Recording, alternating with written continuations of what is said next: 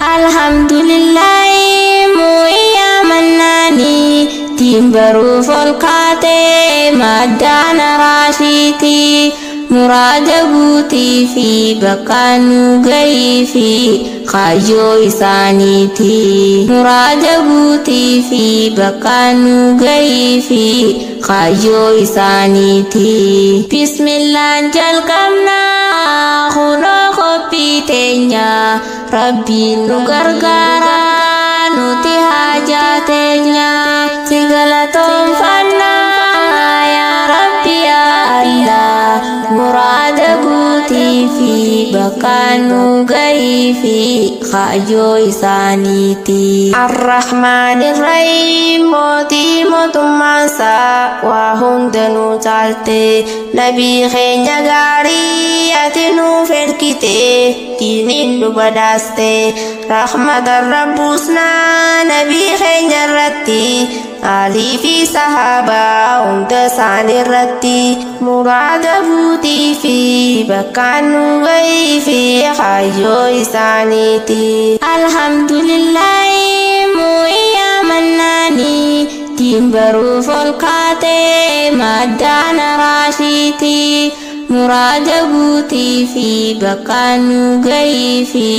khayo isaniti assalamu alaikum matana rashiti khandira fi ala hundi khaisam marti ti rabbi baratu fatana sifati murada buti fi bakanu gaifi khayo isaniti bakataka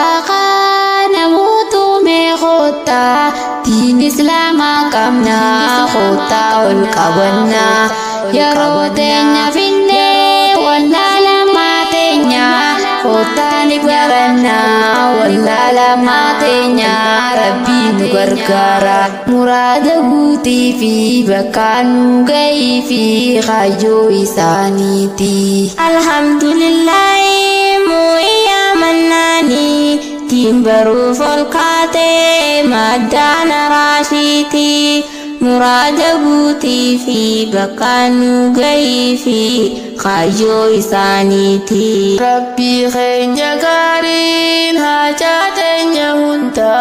bakanu fkayada nuti hajatenya wallala rabane din islam baruda murada buti fi bakanu gaifi khayo isaniti arrahuno khate jolle samarati ti rabbi barane persis najate thi alhamdulillahi wa yalam hitoti murada guti fi bakanu gaifi khayo isaniti ya daraf kamnu rawacu dafane yeronte nyagenyan tarkafane lufne nagaya fi faya walittidamane ti rabbi jabesa di rabdalanjanne wassalamu alaikum hundi wal jalanne wassalamu alaikum hundi wal jalanne wassalamu alaikum hundi wal jalanne alhamdulillahi mu'iyya mannani timbaru folkate madana rashiti murada buti fi bakanu gaifi khayo isaniti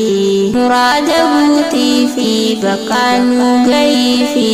khayo isaniti